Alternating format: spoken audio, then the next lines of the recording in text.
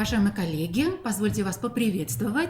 Мы с вами сегодня в формате вебинара будем обсуждать содержание и методики преподавания учебного предмета «Русский язык». Уважаемые коллеги, на следующих двух слайдах вы видите те нормативные документы и методические документы, которые определяют преподавание учебного предмета «Русский язык» в соответствии с федеральными государственными стандартами и дают нам методические рекомендации о том, какое содержание в соответствии с какими методиками нам применять при реализации федеральных государственных образовательных стандартов. Уважаемые коллеги, мы с вами все очень хорошо знаем о том, что в федеральном законе номер 273 ФЗ об образовании в Российской Федерации даны ключевые понятия о том, что такое основная образовательная программа, для чего нужно использовать примерные основные образовательные программы, что такое рабочая программа учебного предмета и в чьей компетенции находится разработка рабочих программ. Уважаемые коллеги, федеральный закон, конечно, определяет и права и обязанности как образовательных организаций, так и других участников образовательного процесса. Я имею в виду, конечно, и обучающихся, и их родителей, законных представителей. Далее вы видите те документы, которые определяют актуальные направления развития методики преподавания учебного предмета «Русский язык». Мы с вами должны иметь в виду концепцию преподавания русского языка, которая принята правительством Российской Федерации в 2016 году. Уважаемые коллеги, именно в этом документе впервые были подняты очень актуальные проблемы, связанные и с современным состоянием русского языка, и с современным преподаванием русского языка. Разумеется, мы должны опираться на концепцию поддержки детского и юношеского чтения. Безусловно, эта концепция в большей степени важна для отбора содержания на уроках литературы и родной русской литературы. Но, уважаемые коллеги, мы с вами прекрасно понимаем, что и на уроках русского языка мы с вами используем литературные произведения, тексты художественного и публицистического стиля. И вот для того, чтобы их правильно отобрать в соответствии с возрастными особенностями, нам нужно очень хорошо знать и эту концепцию. Уважаемые коллеги, обращаю ваше внимание на концепцию преподавания родных языков. Это одна из новых концепций, но тем не менее. И в этой концепции, наряду с другими родными языками народа в Российской Федерации, утверждены особое содержание, особые подходы к преподаванию русского языка как родного. Коллеги, ежегодно у нас появляются планы реализации программы развития образования, а точнее говоря, ее подпрограммы развития и распространения русского языка. Так вот, ключевые конкурсные мероприятия для учителей, для учащихся, связанные с русским языком, у нас есть как раз в этой государственной программе. И мы, ориентируясь на эту программу, выбираем для своих детей конкурсное олимпиадное пространство. Коллеги, на следующем слайде вы видите ссылки на федеральные государственные образовательные стандарты. Мы с вами знаем, что в федеральных государственных образовательных стандартах определены целевые ориентиры для учебного предмета «Русский язык», так же, как и для других предметов. Определены требования к планируемым результатам, определены требования к условиям реализации рабочих программ учебных предметов, и в том числе рабочей программы по русскому языку. Коллеги, обращаю ваше внимание и на примерную основную образовательную программу. Содержание учебного предмета «Русский язык», планируемые результаты учебного предмета «Русский язык» у нас представлены в примерных основных образовательных программах. Коллеги, обращаю ваше внимание на то, что примерно основные образовательные программы у нас размещены на сайте в Госреестр, в открытом доступе и в Word-формате, и в PDF-формате. Они очень удобны для работы. И обращаю внимание на то, что Они появились в 2015 году, но уже в 2015 году были даны 2 редакции примерных основных образовательных программ, и эти редакции были связаны в том числе и с адаптированными образовательными программами, которые ориентированы на детей с ограниченными возможностями здоровья. Вот здесь очень важный нюанс, потому что мы должны учитывать особые планируемые результаты и особые формулировки целевых установок для этих детей, которые представлены как раз в изменениях к стандартам и в изменениях к примерно основной образовательной программе. Коллеги, кроме всего прочего, у меня на слайде отмечено, что эта программа, в частности программа примерно на уровне основного общего образования, была редактирована 4 февраля 2020 года. Это означает, что и наши рабочие программы должны были пройти корректировку в это время. Ну а так как это новый учебный год, то мы с вами должны помнить об этом при разработке рабочих программ учебных предметов на следующий 2021-2022 учебные годы. Уважаемые коллеги, на этом же слайде вы видите и другие рекомендательные письма Министерства образования России 2017 года. И эти письма появились не случайно, потому что у нас появилась область в федеральных государственных образовательных стандартах, и это область родной язык и родная литература. И вот как раз эти рекомендательные письма Министерства образования и науки Российской Федерации, они говорят о том, что и русский язык необходимо изучать как родной язык. Коллеги, обращаю ваше внимание на этом слайде на пункт 14. В этом пункте говорится о рекомендательном письме Министерства просвещения Российской Федерации о примерной программе воспитания. Уважаемые коллеги, эта программа была разработана в августе 2020 года. И эта программа тоже имеет прямое отношение к рабочим программам учебных предметов, в том числе к программе по русскому языку. В этой программе содержится модуль «Школьный урок». И если, может быть, пока в силу разных обстоятельств и ситуаций вы не обращались к этой примерной программе, то я вас призываю к тому, чтобы вы ее изучили не только по модулю «Школьный урок», но и по другим модулям. Но вот модуль «Школьный урок» нам в первую очередь нужно учитывать при реализации рабочих программ учебных предметов и в том числе при реализации программы по русскому языку. Итак, уважаемые коллеги, мы, конечно, понимаем, что реализация рабочих программ напрямую связана с вопросами воспитания, поэтому здесь, на этом слайде, у меня отмечена и стратегия развития воспитания.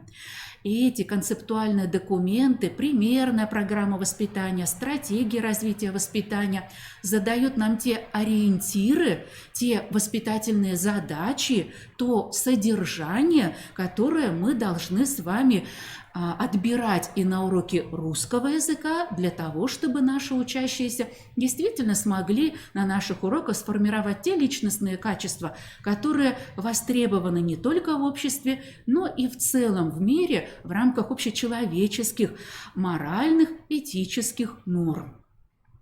Уважаемые коллеги, обращу ваше внимание на те блоки результатов, которые заданы в требованиях федеральных государственных образовательных стандартов. Мы с вами знаем, что при реализации основных образовательных программ, а значит в их рамках при реализации рабочих программ и внеурочных программ по русскому языку, нам важно достигать 3 результатов, 3 блоков результатов: личностные результаты, метапредметные результаты и предметные результаты. Коллеги, обращу ваше внимание на то, что личностные результаты не случайно здесь размещены в первую очередь. Требования к ним в стандартах тоже в первую очередь сформулированы. Коллеги, это те личностные результаты, которые позволяют нам говорить о том, что ребенок в рамках обучения на уровне основного общего образования, среднего общего образования действительно получил опыт самоопределения, опыт самооценки, опыт правосознательных поступках. Мы действительно ему дали возможность выполнить упражнения, в рамках которых он бы определял свои жизненные цели. Уважаемые коллеги, у нас с вами и в учебниках, и в дополнительных учебных пособиях, которые мы используем, достаточно много примеров, текстов, в которых учащиеся не просто могут наблюдать за тем, как герой выстраивает свои жизненные планы и ставит перед собой цели, но и самим определиться относительно этих целей и относительно этих жизненных планов. Поэтому, уважаемые коллеги, личностные результаты мы, конечно, можем гарантировать, точнее говоря, достижение личностных результатов мы можем гарантировать в тот момент, когда тщательно отбираем содержание уроков. Уважаемые коллеги, среди метапредметных результатов не случайно на первом месте находятся понятия, межпредметные понятия. И мы с вами сегодня в рамках этого занятия тоже будем обращать внимание на круг понятий, которые необходимо ребенку освоить на уроках русского языка. Обращаю на это внимание, потому что работа с понятиями, определение понятия, сравнение понятий, классификация понятий, группировка понятий, корректирование ошибок, фактических ошибок при определении понятия. Это вот те универсальные учебные действия, которые помимо регулятивных, познавательных, коммуникативных, учащемуся тоже нужно освоить. Уважаемые коллеги, наконец, предметные результаты – это вот круг тех умений и навыков, которые ученик осваивает вместе с теоретическими понятиями, вместе с теоретическим материалом на уроках русского языка. Итак, разрабатывая рабочую программу учебного предмета «Русский язык», разрабатывая тематическое планирование, разрабатывая календарно-тематическое планирование, которое мы потом размещаем в электронном журнале, мы должны помнить о том, что на каждом уроке мы с вами достигаем 3 результатов – личностные, метапредметные, предметные результаты. Это не говорит о том, что мы берем весь перечень этих результатов на урок. Нет. Как раз нужно помнить о том, что эти результаты должны быть тщательно отобраны и между собой связаны. Ну, допустим, если на уроке русского языка мы явно с вами проводим изложение, подробное изложение по публицистическому тексту, и в этом тексте говорится о гражданской позиции героя, то и из личных результатов мы с вами отбираем вот как раз результат, связанный с тем, что ученик у нас получит возможность идентифицировать себя в гражданском обществе. Он получит опыт оценки гражданственности или, к сожалению, отсутствия гражданственности в том или ином поступке. Уважаемые коллеги, давайте продолжим, и мы сейчас с вами обратимся к требованиям, к результатам. Уважаемые коллеги, красным цветом сейчас с левой стороны выделены на слайде требования федерального государственного образовательного стандарта, и я их рассмотрю на примере уровня основного общего образования. С правой стороны от вас выделены виды деятельности, которые необходимо учащимся предлагать на уроках. Итак, каждое требование стандарта нам нужно соотнести с видами деятельности, а потом еще и с предметными умениями.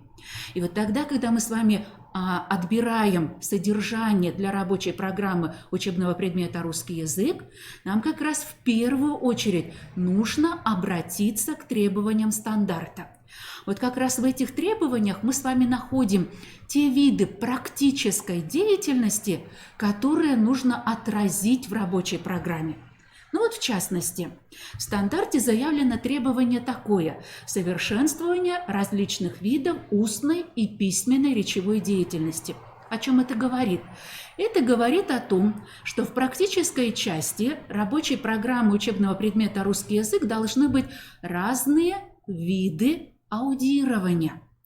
С полным пониманием, с выборочным извлечением информации, с пониманием основного содержания, основной мысли, но в практической части программы различные виды аудирования должны быть обозначены в том числе и с отметочной системой. То есть мы должны предусмотреть возможность дать детям отработать навыки аудирования, и в то же время должны предусмотреть практические виды работы, которые нам помогут эти разные виды аудирования проверить у детей. Далее посмотрите, уважаемые коллеги, один из видов деятельности – это чтение. Причем чтение изучающее, ознакомительное, просмотровое. И это вот как раз с точки зрения функциональной грамотности говорит о том, что и в рабочей программе учебного предмета русский язык должны быть выделены часы на то, чтобы учащиеся изучили эти разные виды чтения, но еще и продемонстрировали свои навыки. И опять же, я сейчас не упоминаю класс, потому что эти требования сформулированы на уровень образования. А значит, эти виды практической деятельности, эти виды речевой деятельности сквозные. И мы должны просмотреть, что в 5 классе научится делать ученик, что в 6, что в 7 и что в 8, 9 классах. Уважаемые коллеги, обратите внимание, пожалуйста, например, 2. Устные монологические высказывания. Давайте подумаем о том, насколько часто наши дети на уроках русского языка составляют этикетные диалоги, разные виды монолога в устной форме, участвуют ли они в учебных диалогах, которые подготовлены ими. То есть дети сами сформулировали учебные вопросы и сами же, соответственно, с одноклассниками проговорили эти вопросы, поработали с этими вопросами. Итак, уважаемые коллеги, я, конечно, не все примеры привела, но обратила ваше внимание на то, что практическая часть программы, рабочей программы по русскому языку, должна быть очень и очень разнообразной с точки зрения требований стандарта. Мы часто видим в рабочей программе сочинения, изложения, гораздо реже чтение разного вида, устные монологические высказывания, анализ текста, комментирование текста, устные пересказы и разные виды аудирования, монологов и диалогов. Вот на это требование стандарта нам нужно обратить внимание и свои программы скорректировать в соответствии с этими требованиями. Уважаемые коллеги, обратите внимание еще на одно требование, я его тоже прокомментирую. Одно из требований стандарта – это использование коммуникативно-эстетических возможностей русского языка. Уважаемые коллеги, вот здесь как раз поле деятельности для проектов, для развертывания проектной деятельности. Вот как раз с точки зрения использования фразеологизма в речи с детьми можно говорить не только в рамках уроков и внеурочной деятельности, но и предложить им проектную творческую работу. Кстати говоря, если мы будем говорить об этикетных формулах и об уместности употребления междометий и некоторых типов обращений, здесь тоже поле для проектной деятельности. И вот как раз в рабочей программе учебного предмета можно отразить эту деятельность для того, чтобы показать, что и в этом смысле мы достигаем требования стандарта. Коллеги, следующее требование я приводила уже без примеров, но хочу обратить ваше внимание на одно из этих требований. Обогащение активного и потенциального словарного запаса. Уважаемые коллеги, а вот это вот как раз направление деятельности для внеурочной работы.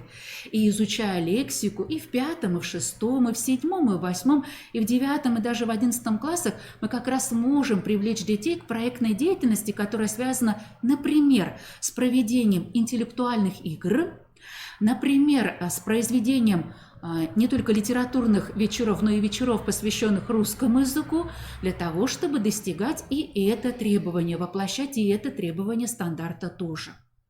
Остальные требования нам знакомы. Формирование навыков проведения различных видов разбора слова, анализов языковых конструкций, овладение основными нормами литературного языка. Уважаемые коллеги, у нас есть такие задания и на основном государственном экзамене, и на едином государственном экзамене, и в рамках всероссийских проверочных работ.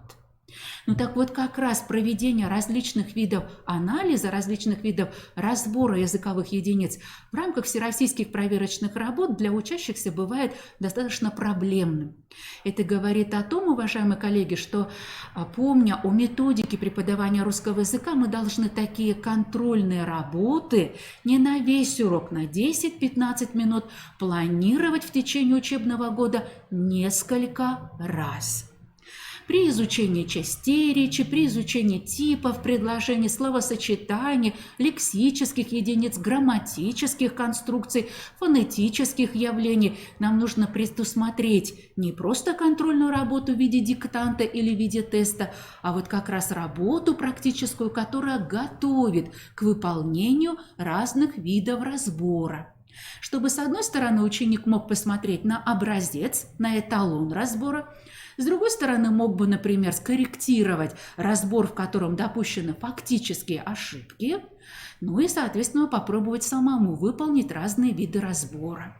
Вот как раз в рамках рабочих программ, и особенно календарно-тематического планирования, мы, к сожалению, редко видим такие виды практических работ и рекомендуем вам внести это в рабочие программы.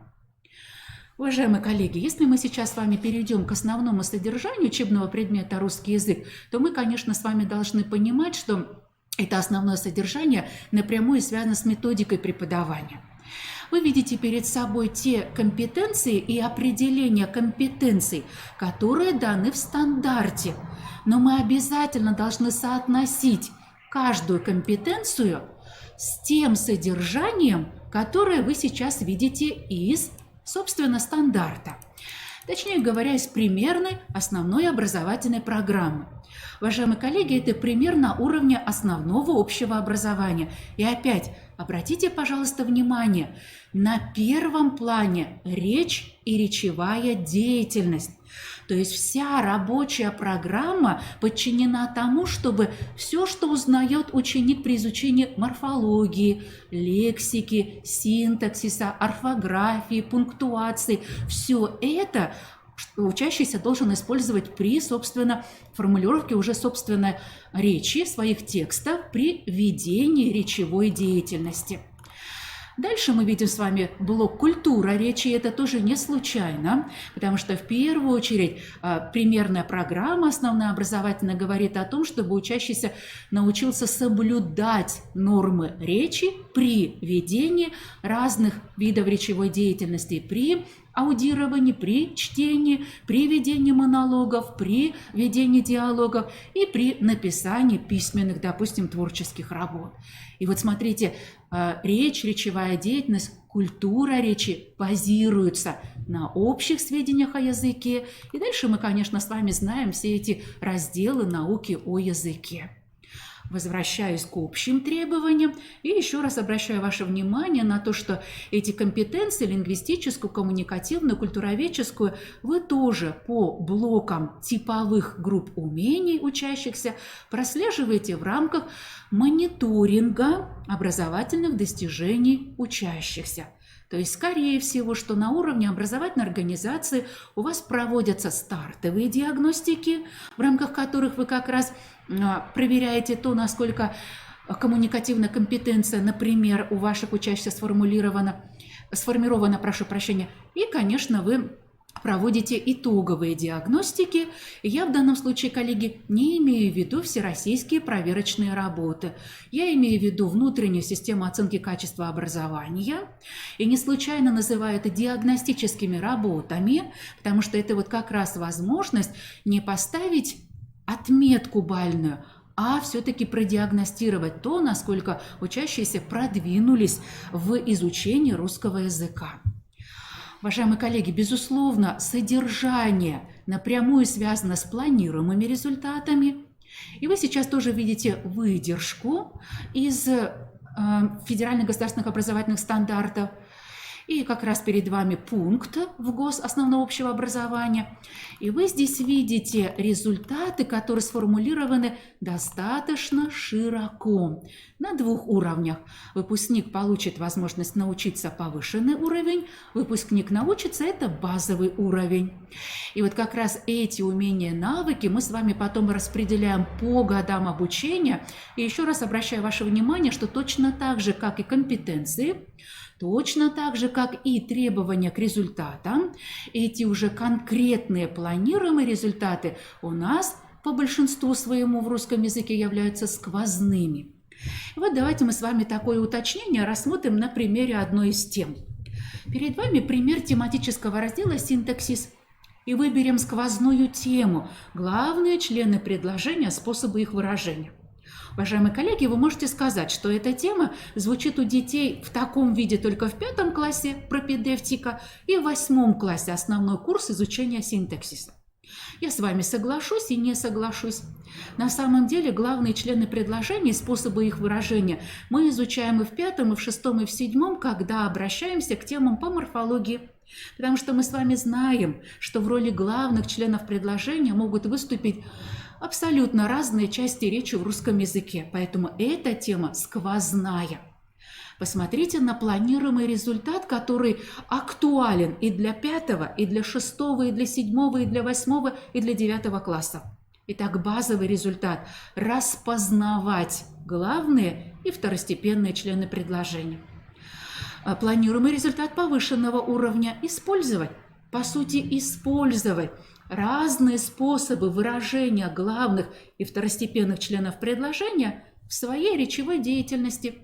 То есть мы можем выразить состояние через безличный глагол, а можем, в принципе, выразить это же состояние через наречие, через слово категории состояния. Уважаемые коллеги, сейчас я на этом примере покажу вам, как разбить предметные умения, как сформулировать предметные умения. Итак, что значит различать главные члены предложения? Это значит осознавать их грамматическое значение и роль в предложении. То есть, собственно говоря, учащиеся у нас начинают понимать, говоря о подлежащем, что это субъект действия или субъект, который сейчас находится в некоем состоянии. И точно так же о сказуемом.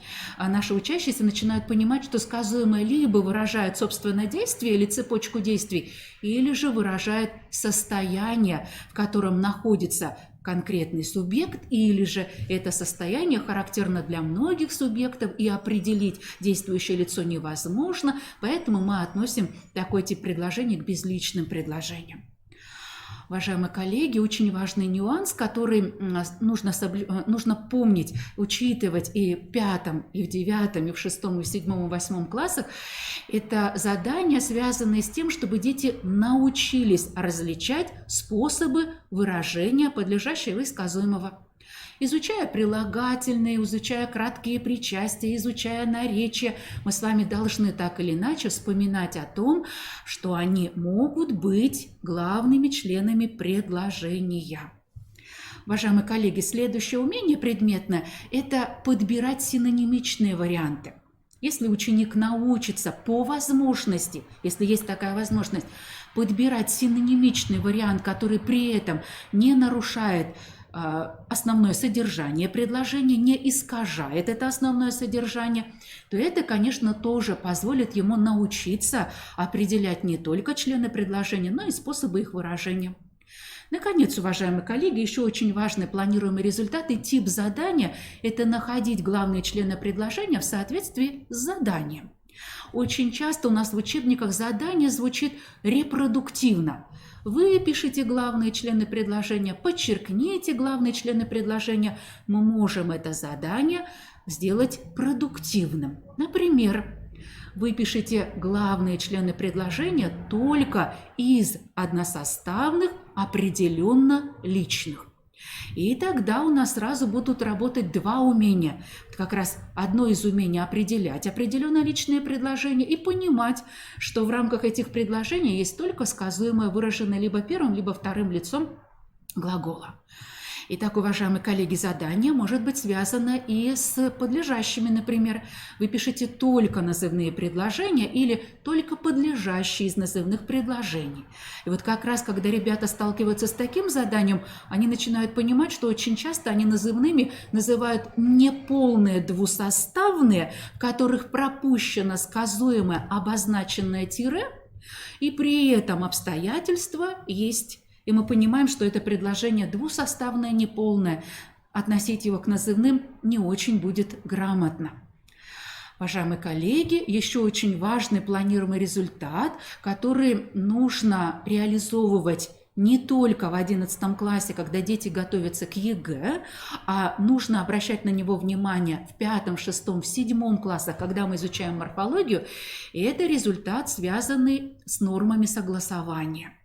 Уважаемые коллеги, нормы согласования местоимений и глаголов, существительных, кратких прилагательных, однородных членов с цепочкой, например, однородных сказуемых или с одним сказуемым, словосочетаний, неделимых словосочетаний в роли подлежащего со сказуемым. Вот эти нормы, конечно, нужно отрабатывать в 5, 6, 7 классах, и тогда учащиеся не будут допускать досадных ошибок ни при изложении, ни при сочинении по русскому языку на основном государственном экзамене, ни при выполнении 7, 8 заданий на едином государственном экзамене тоже по русскому языку. Ну и, наконец, еще один предметный результат, который бы я привела в пример, это, собственно, составлять ряды однородных главных членов предложения в соответствии с замыслом. Коллеги, очень часто дети выполняют такое репродуктивное задание. Даны подлежащие, даны сказуемые, нужно составить предложение. Гораздо более продуктивным будет задание сразу с однородными членами.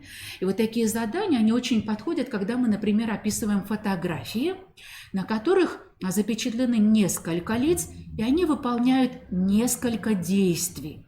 Можно и по отношению к видеороликам составлять такие задания. Коллеги, итак, на этом слайде вы видите, как содержание учебного предмета «Русский язык» связать с планируемыми результатами.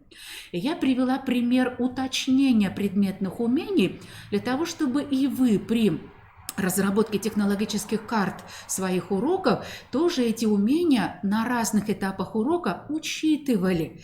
По сути, результат вот на этот урок по главным членам предложения всего один мы выбираем предметный, но зато умений появляется много, и на разных этапах урока они могут быть разными. Уважаемые коллеги, напомню, в методике изучения русского языка мы с вами выделяем несколько методик между собой взаимосвязанных. Итак, мы с вами выделяем методику изучения фонетики, морфемики и словообразования. У нас есть методика преподавания морфологии, методика преподавания синтаксиса, методика преподавания лексики и фразеологии. Но мы с вами прекрасно понимаем, что эти методики базируются друг на друге. Поэтому, уважаемые коллеги, мы, конечно, понимаем, что изучать, например, орфографию, она у меня здесь не обозначена, но тем не менее, без опоры на морфологию нет никакого смысла.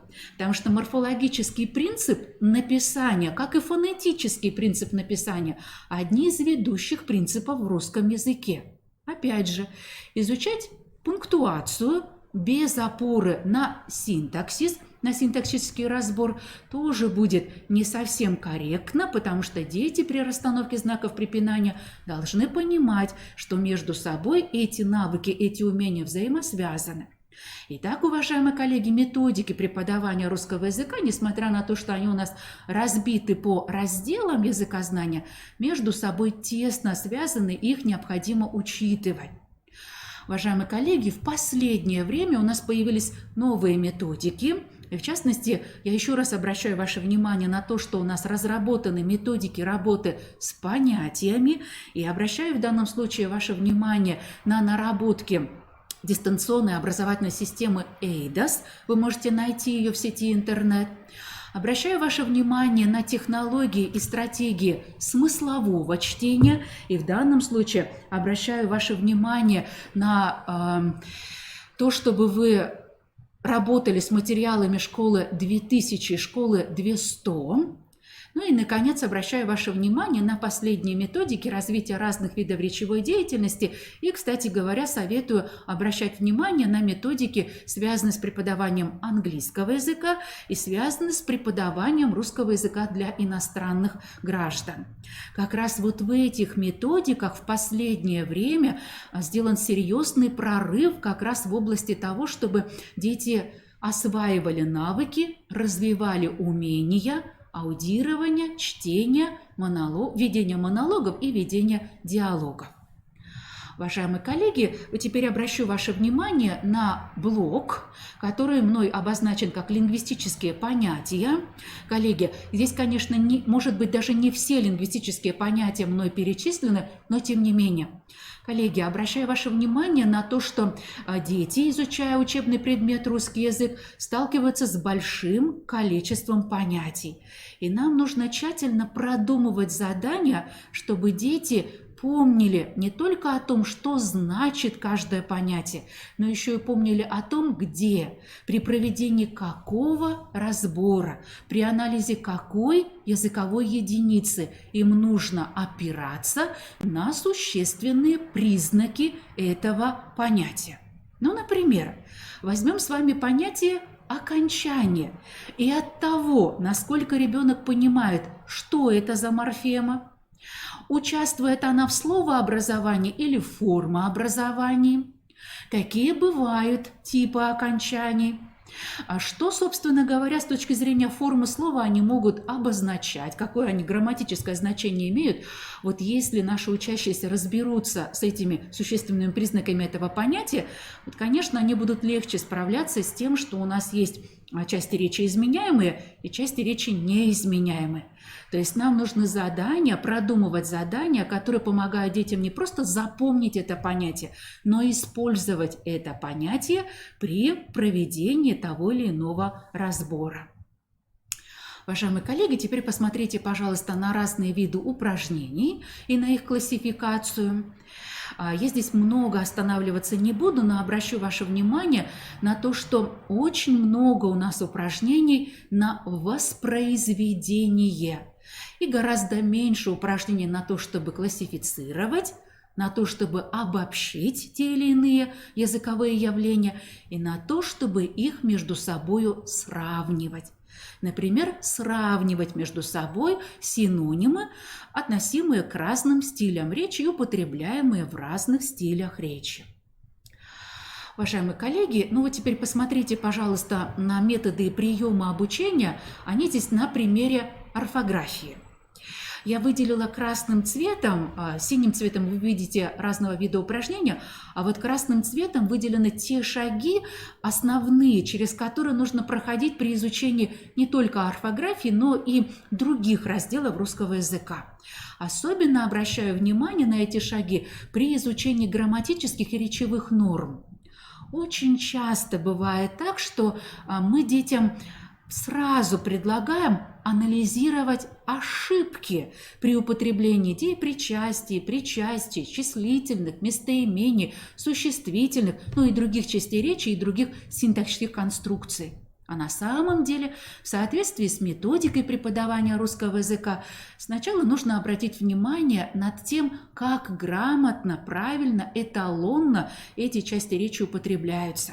То есть первый шаг – это наблюдение над фактами языка, причем наблюдение над языковыми единицами, которые употреблены правильно, грамотно. Дальше следующий шаг – это, безусловно, разного вида разборы, в том числе и стилистический анализ. Дальше реконструкция, то есть упражнения, которые позволяют редактировать небольшие недочеты и позволяют в правильном виде списывать разного рода языковые единицы, примеры их употребления.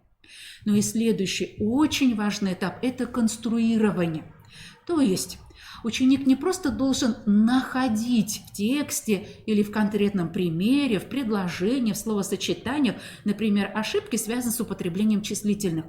Желательно, чтобы большую часть работы он проводил как раз на употребление, например, дробных числительных, составных числительных, порядковых числительных, собирательных числительных в правильной форме, с соблюдением норм.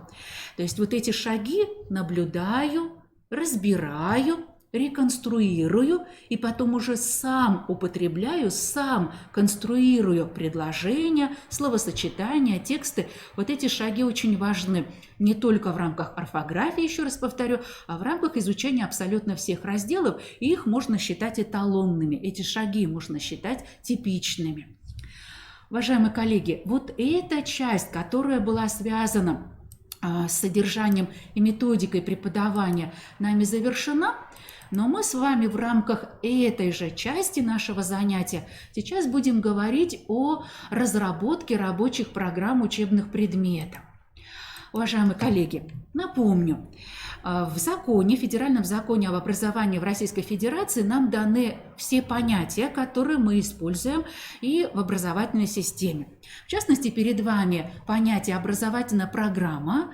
Обращаю ваше внимание на то, что рабочие программы учебных предметов, в том числе рабочие программы курсов внеурочной деятельности, являются составной частью основной образовательной программы. То есть, когда мы с вами составляем рабочую программу учебного предмета «Русский язык», мы в первую очередь обращаемся к администрации наших образовательных организаций с тем, чтобы они нам дали основную образовательную программу, если вдруг она в актуальном виде, допустим, не размещена на сайте школы. А так, конечно, все образовательные программы у нас размещены на официальных сайтах образовательных организаций.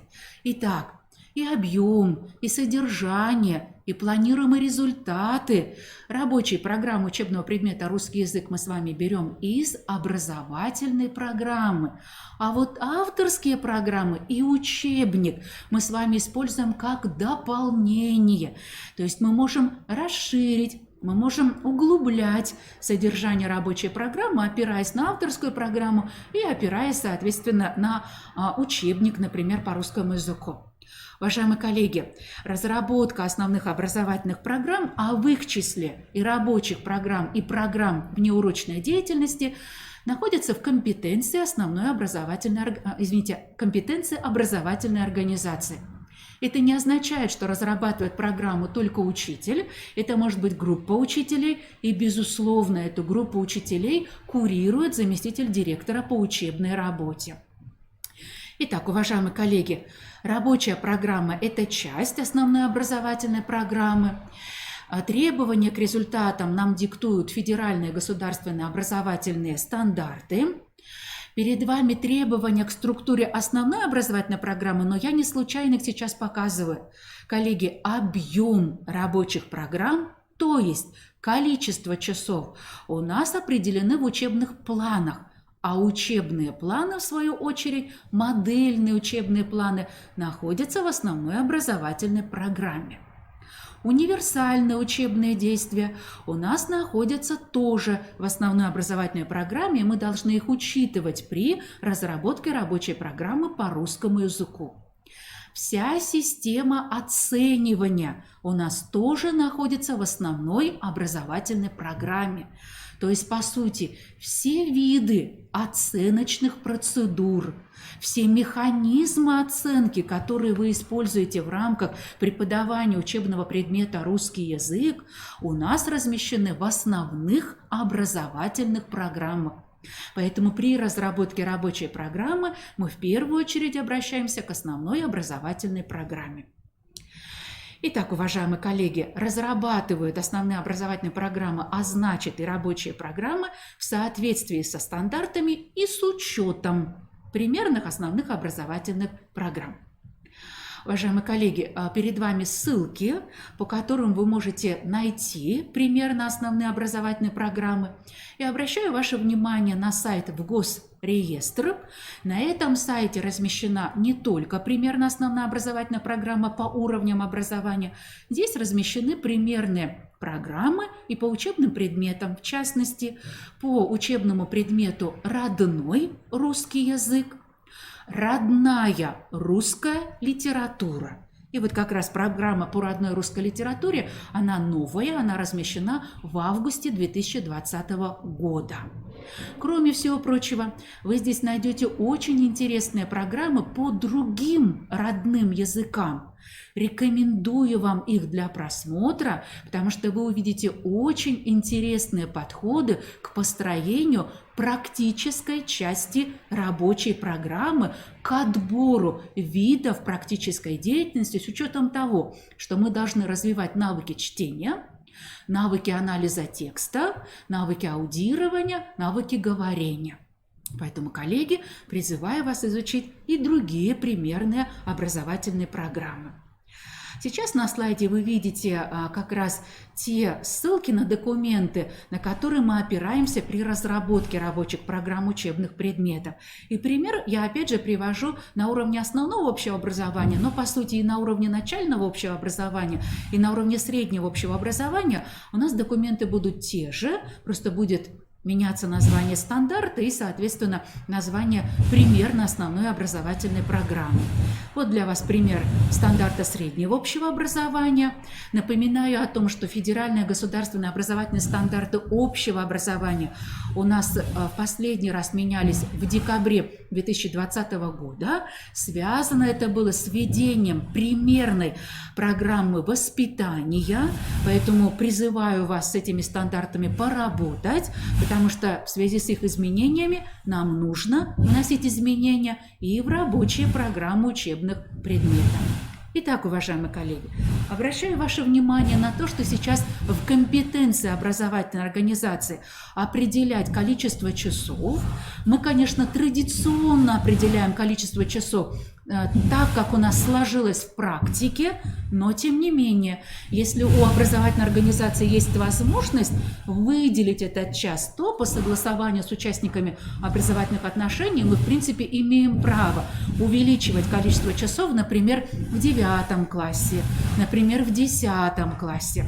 Коллеги, напоминаю вам и то, что образовательная организация имеет право корректировать очередность изучения тематических разделов. Мы традиционно с вами изучаем так, как это представлено в учебнике. Но, уважаемые коллеги, вы ведь прекрасно знаете, что перед тем, как изучать, например, деепричастие, причастие, очень важно детям модульно повторить глагол, повторить прилагательное, а очень часто этого раздела для повторения, для обобщения в учебниках нет.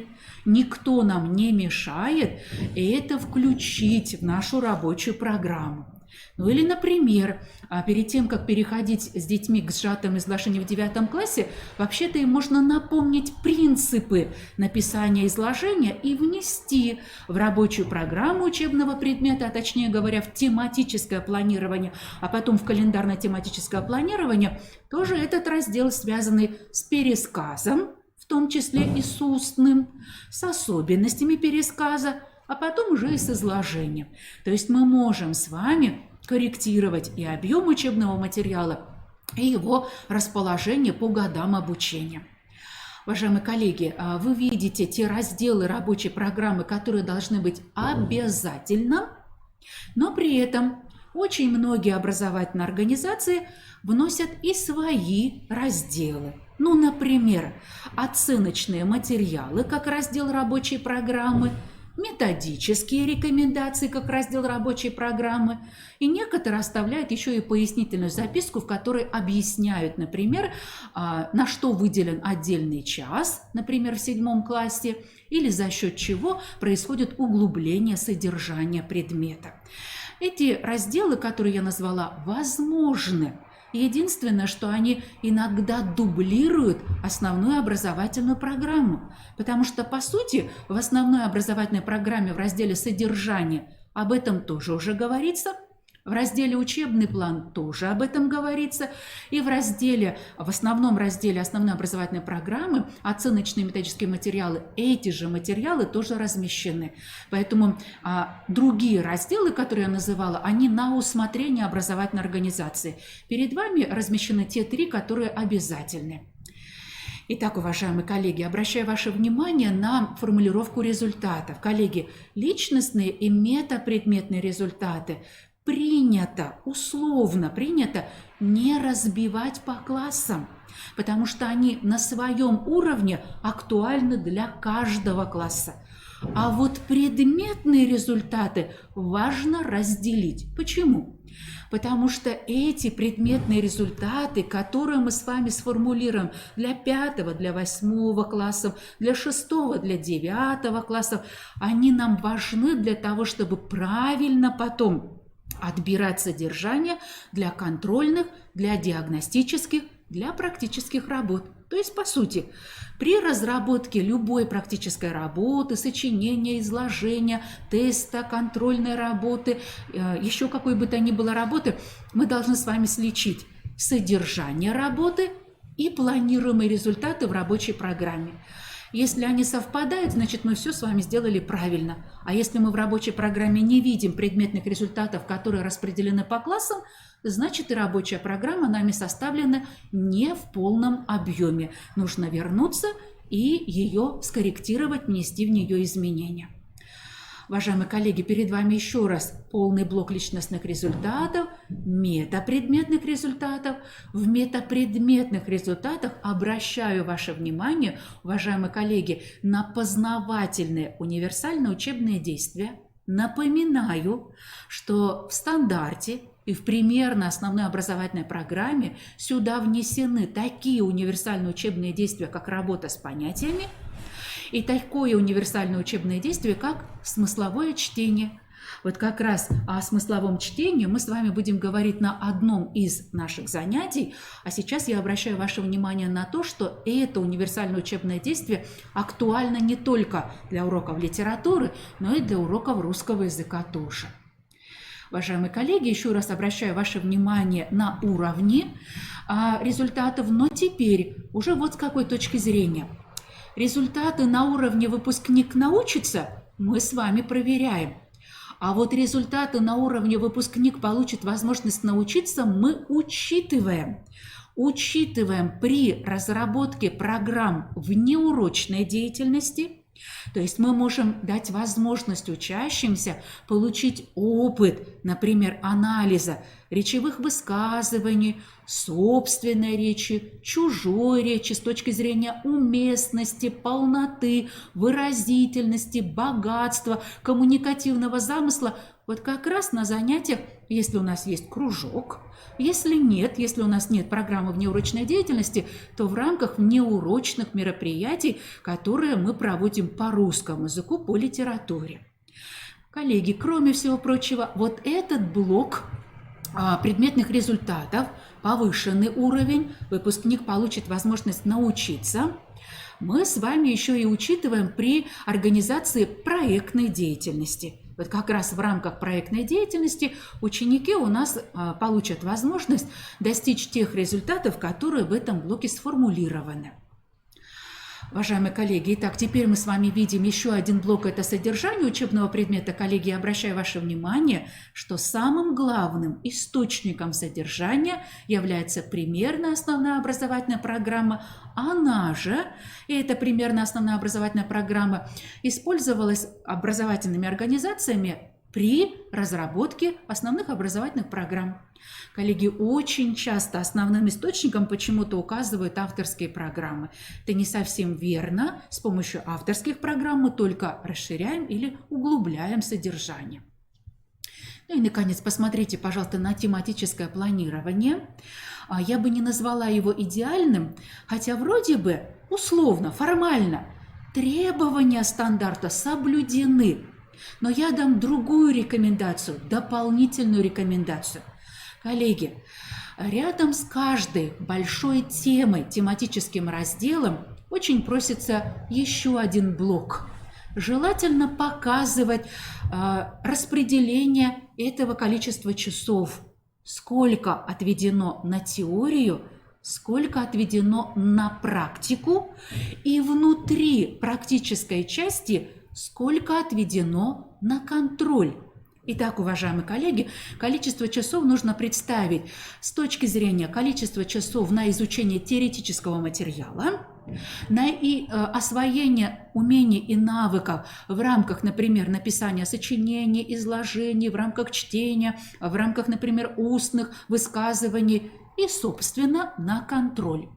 Когда мы таким образом начинаем анализировать количество часов, то видим, в том разделе, в другом разделе пропущен, собственно говоря, контроль.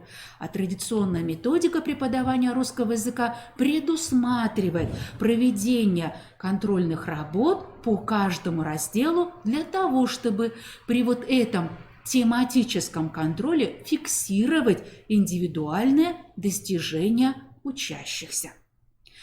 Итак, уважаемые коллеги, мы с вами завершили обсуждение основного содержания предмета «Русский язык» и методик преподавания русского языка. Уважаемые коллеги, к этому вебинару будет кейс вам предложен для изучения материалов, и в этом кейсе вы еще подробно ознакомитесь с разными процедурами оценивания достижения образовательных результатов учащихся и познакомитесь и с другими ссылками на технологические карты уроков и на требования к урокам русского языка с точки зрения методики их проведения.